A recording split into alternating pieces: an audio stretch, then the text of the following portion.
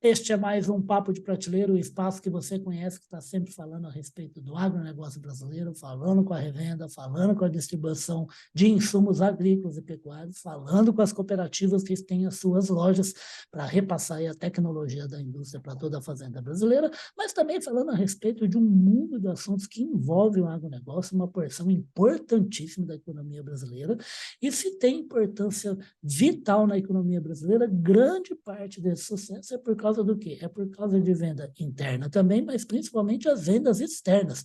Afinal de contas, quando a gente coloca um produto da fazenda brasileira lá fora, num outro país, a gente não só está levando tecnologia, está levando o trabalho que foi feito aqui dentro, distribuiu riqueza aqui dentro, mas também a gente está conseguindo divisas para o Brasil, né? E marcar, né?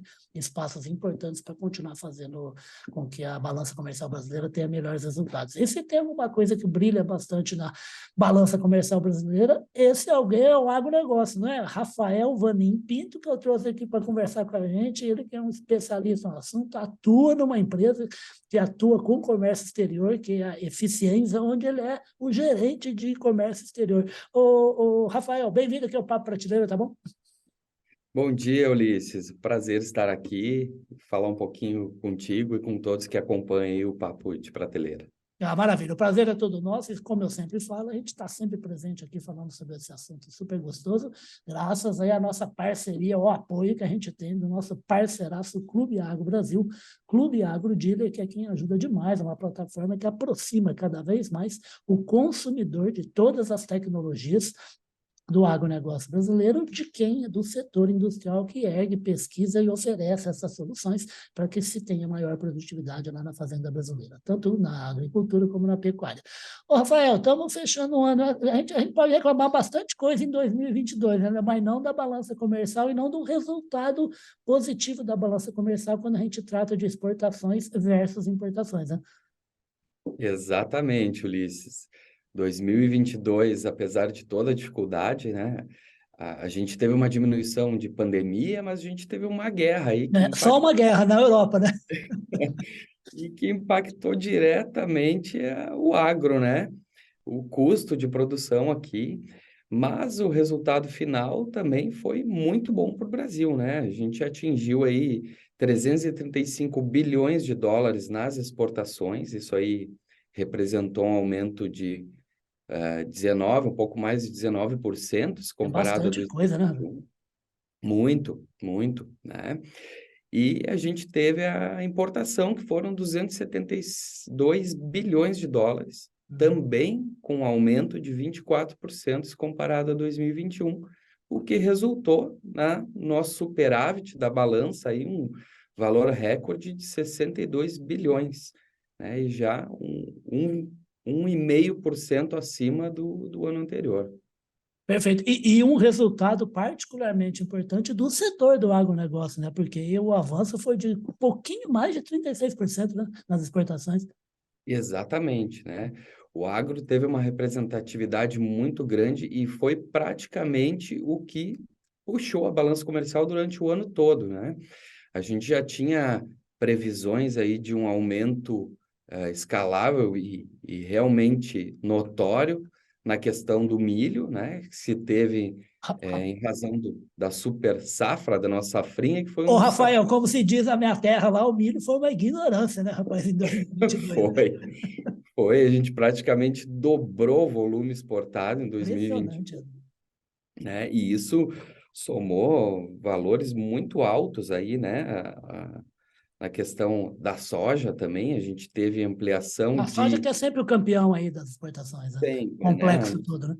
O nosso commodity mais, É, vamos dizer assim, relevante e interessante aí para o mercado externo, né? A gente aham. teve 46 bilhões de dólares aí resultantes só da soja, né? E o milho, a gente chegou a ter 192% a mais, né? Isso representou aí 12 bilhões de dólares também. Que bom, é muito dinheiro, né? Rafael, você falou uma coisa que eu queria, que me suscitou aqui duas curiosidades que eu queria pedir a sua opinião, né? Você acabou de falar da palavra commodity. Você sabe que tem gente no agronegócio que não gosta dessa palavra, viu, Rafael? E eu fico imaginando, só para te dar um exemplo, queria saber a sua opinião. Você, por exemplo, citou a soja, né, que é o campeoníssimo ao lado do minério de ferro da exportação brasileira, né? Rapaz, mas na hora que você pega aquele grãozinho redondinho, pequenininho, o que teve de tecnologia aplicada para resultar naquele grão ali é uma coisa fantástica, espetacular, que foge um pouco da simbologia natural da palavra commodity, né? Verdade, verdade. Assim como está acontecendo também com o trigo, né? Onde o Brasil busca autossuficiência aí nos próximos anos, E teve um né? salto gigante, né? Gigante também, a gente aumentou bastante esse ano. O Brasil ainda é dependente de Sim, trigo, né? E muito precisa vem da comprar lá Argentina, fora, né? muito vem da Argentina e Paraguai, mas a ideia é a gente seguir. E, obviamente, tem muita tecnologia, biotecnologia, Sim, né? exatamente. Desenvolvimento das sementes e clima, adaptação a clima, né? O próprio milho, a gente já tem 3 safras, né? Hoje no Brasil. Exato. E é isso que tem resultado, né? Todo esse trabalho em conjunto aí com a iniciativa privada também, que tem desenvolvido melhores adaptações para as nossas sementes e a produção recorde como esteve, né? Perfeito. E a outra coisa, Rafael, aqui no comecinho da primeira resposta, você deu os números aí a respeito das exportações e das importações, né? Eu lembro de uma pessoa que eu admiro demais a conta, que é o Marcos Trujillo, né? Ele falando assim, que um país com uma economia exuberante não é nem o que exporta mais, nem o que importa mais, e sim o que exporta bastante e importa bastante.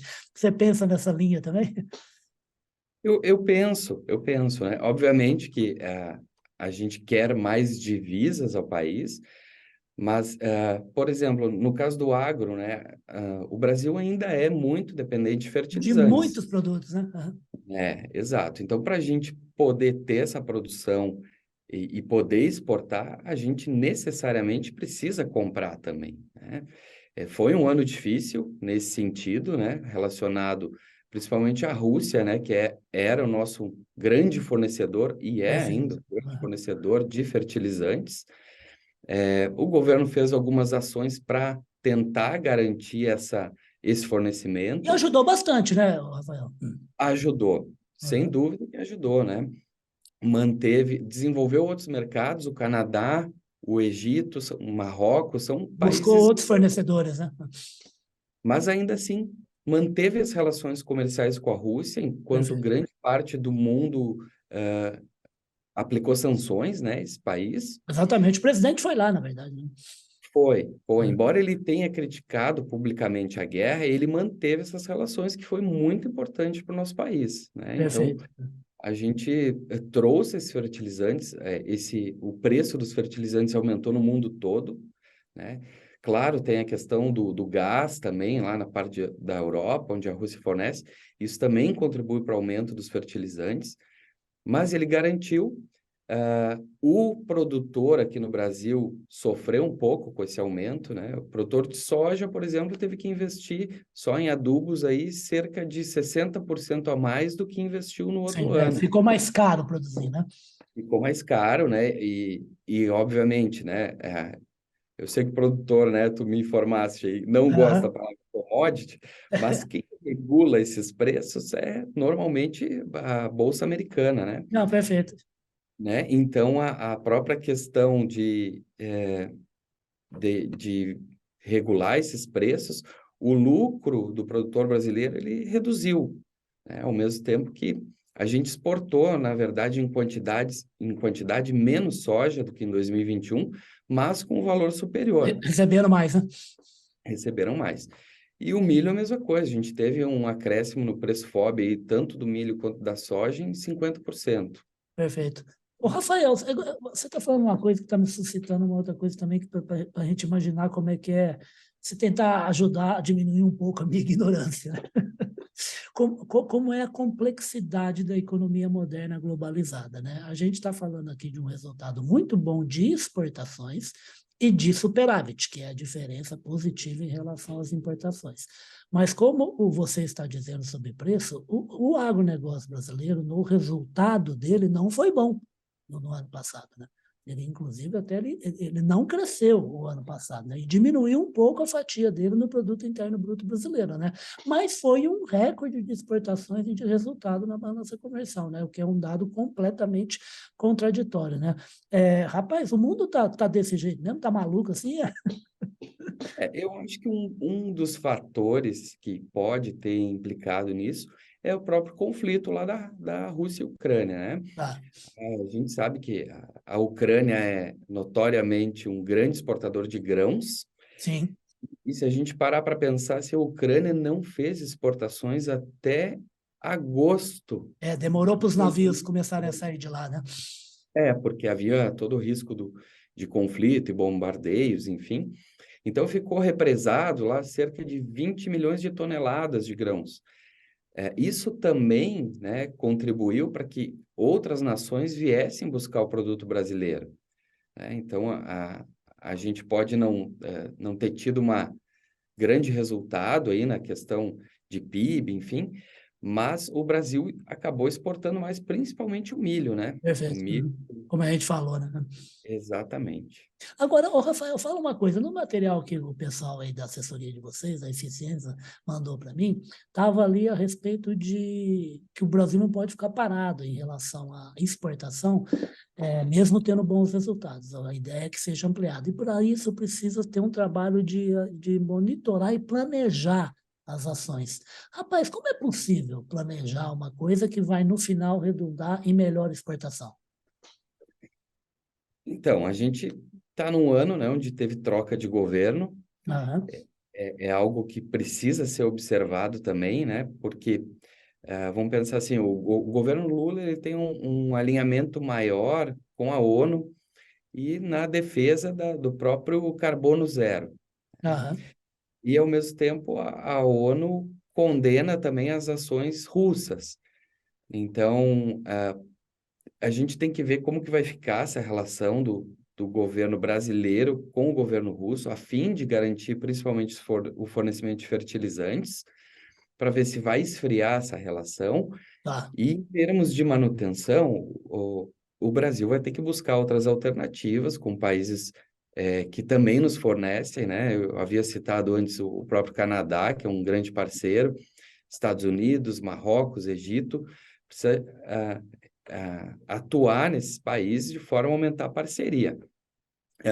As políticas públicas, né? A gente pode ter aí, a própria China é o nosso maior parceiro, e a gente observou que a China, em 2022, sua produção industrial desacelerou, né? Foi a que mais desacelerou no mundo. perfeito. É um ponto de atenção, porque o próprio governo chinês já sinaliza talvez começar a investir na parte de construção, que pode ser bom também para nós brasileiros, né? Na questão do minério de ferro, que a gente exporta também muito para lá, né? Sim, O minério de ferro também teve uma representatividade grande em função da Copa do Mundo. A gente exportou muito minério para o Catar, né, em função das construções. Mas, acima de tudo, né, é o Brasil manter esse dever de casa, dar incentivo, né, aos nossos setores aqui, a indústria, o agronegócio, principalmente, né, na forma de incentivos fiscais, né, que possa manter esses resultados, né? Há expectativa também que as importações diminuam esse ano, então se fala muito ainda em superávit, mas ao mesmo tempo a gente pode ter uma diminuição tanto na compra quanto na venda, tá, porque a Europa também vai ter que lidar com os juros altos, né, que pode perfeito. gerar até uma recessão lá. O balanço do FMI é de que vai ter crescimento nas principais potências, mas um crescimento menor, né? Exatamente, exatamente, né? A gente observar aí a China, que é muito afetou lá em função da política Covid zero, né? Eles tiveram, por longos períodos, fechamento de portos, inclusive, né? Isso gerou uma demanda represada aí também. e acabou afetando, inclusive, a aceleração industrial deles, né? Não, perfeito. Rafael, fala uma coisa, você está falando a respeito da China, né? Você falou a respeito de países da África, né? Quando você citou Marrocos, Egito. Os três principais parceiros do agronegócio brasileiro em comércio internacional são China, Europa e Estados Unidos, né? É possível, assim, poder sinalizar um pouco onde é que está o mapa da China, onde é que está o mapa da mina do comércio exterior para o Brasil? É a Ásia, é a Europa, é a América do Norte, é a África com esses fornecedores, principalmente de produtos mais básicos, né? Ou não, ou a mina está em tudo quanto é lugar, a gente tem que estar presente em tudo quanto é lugar do mundo. Se a gente olhar para o que aconteceu aí em termos de participação de mercado, sem dúvida a China comprou 26% de todas as nossas É exportações. muita coisa. É muita coisa, né? Em segundo lugar, a gente vai ter Estados Unidos aí com cerca de 11%. A gente tem uma parceria forte aqui com a Argentina, a gente Ah, compra perfeito, Mercosul aqui, né? a gente compra trigo, principalmente em grande quantidade, e exporta muitos veículos, né, para eles também. Exato. A Holanda, que aparentemente, assim, talvez não venha muito à nossa mente em primeiro momento, mas é um Não parceiro vem. que corresponde a 3,5% do que foi exportado foi para lá. E a Espanha, né? Esses seriam os cinco principais países aí Ah, com que legal. representatividade nas exportações. A importação, ela é muito parecida com esse cenário. A gente tem a China em primeiro lugar, né? Tudo que a gente importa, 22% vem de lá. Estados Unidos, 18%. Argentina, 4,8%. Alemanha, 4,7%. E a Índia também, parceiro importante aí. Perfeito. Rapaz, fala uma coisa, a gente está chegando no finalzinho aqui do Papo Prateleiro, eu queria perguntar para o Rafael duas coisas, uma em relação a ele, a outra em relação à eficiência. Gente, a Eficiência é uma empresa que foi fundada em 96, quer dizer, empresa nova, né? E ela presta assessoria aí em comércio internacional. Trabalha com logística, aduana, propostas aí de negócio para quem está entrando no comércio exterior. Atualmente, o Rafa estava falando que são aproximadamente 70 colaboradores, o que é um número bem razoável, né? Queria que você falasse um pouquinho do trabalho feito pela Eficiência e como é que o Rafael, um cara de TI aí, um gaúcho aí lá de Passo Fundo, se eu não estou enganado, ou não, errei. Passo Fundo, como é que você se meteu nessa área e ficou apaixonado por comércio internacional? Muito bem.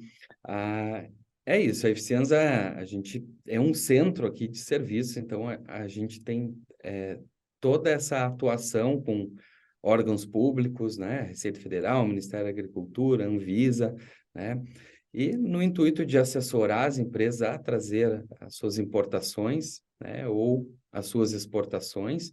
A gente trabalha também com o regime de drawback, né, um dos Tá. carros-chefe aqui, que é um benefício bem interessante aí para as empresas que importam e exportam, principalmente, né? A parte logística, né? Então, a gente tem bastante forte aí na logística internacional, a gente tem atuação aí no mundo todo, e aqui no Brasil também, a gente atende todas os portos, fronteiras, aeroportos do Brasil, né? A gente tem atuação aí em 100% do território nacional. E para a galera ficar bem informada, com sede no Rio Grande do Sul, mas também tem presença em São Paulo com escritório, né? Exatamente, né? A matriz é aqui em Caxias do Sul. A gente tem uma filial em Porto Alegre e uma outra filial em São Paulo, né? Onde tem uma atuação bastante comercial lá, né? Ah, E o Rafael, que fez lá foi informática, e aí foi trabalhar em informática no comércio exterior e aí se apaixonou pela área. exato, né? Eu iniciei aí meus estudos, né, na parte da ciência da computação e após me formar, acabei entrando na Eficienza, né, com o intuito de ajudar na parte de TI, tanto em desenvolvimento de software, né? Esse também é um dos pontos que a gente tem um diferencial aqui. E a partir de então, né, eu me apaixonei pela área aqui. E isso colaborou muito com o meu conhecimento na parte de informática e em construir, né, soluções também voltadas ao comércio exterior, já que eu também tinha conhecimento da área. Então, hoje a gente produz 100% praticamente dos softwares que a gente usa aqui, Olha, que bacana. totalmente integrados com o governo. Isso nos possibilita criar robôs que trazem informações em tempo real, né? E isso a gente também disponibiliza para os nossos clientes. Se eu estiver falando uma bobagem, você me corrige, tá, Rafa? Mas eu fico imaginando assim, que primeiro tem tudo a ver a sua formação, né? Com o negócio oferecido, né? Com o serviço oferecido pela eficiência, que eu fico imaginando que você fica aí no interior do Rio Grande do Sul, em Caxias, fica aí num computador tentando ver como é que você vai colocar aí 1 tonelada de soja lá em, sei lá em Vladivostok, no extremo leste da Rússia, pelo preço mais em conta possível, usando navio, avião, depois estrada de ferro, depois um caminhão. É mais ou menos isso mesmo, a logística? Sem dúvida porque, ah, como tu citaste, ali, a gente tem uma equipe grande, né? Ah, Então, bem departamentalizado aqui, e a nossa área de logística faz exatamente isso, né? Vai procurar a melhor rota, a melhor opção. A gente teve aí no período pandêmico, problemas logísticos, isso foi no mundo inteiro, um né? pouquinho, né? É, acarretaram também em aumento de custos, Claro, não teve jeito, né? tanto para o importador aqui, para o exportador, e a ideia sempre né, a gente buscar o melhor custo-benefício, né, para os clientes. Então, Perfeito. quando ele pode pagar menos com um bom serviço, né? Maravilha. Ô, Rafael, eu queria agradecer demais sua presença aqui, rapaz, um papo de prateleira, e vai já estender um convite aí para você voltar mais vezes para a gente falar a respeito desse mundo fascinante, né, que é o do comércio exterior, né, que é, por exemplo, eu estou aqui em Campinas, né, eu tenho ao lado aqui os meus filhos em Valinhos, rapaz, ali tem gente com 1 hectare que planta figo e que vende figo, por exemplo, lá para cidades do interior da Holanda. Olha que coisa mais espetacular que é esse mundo moderno, né? É fantástico, fantástico, né?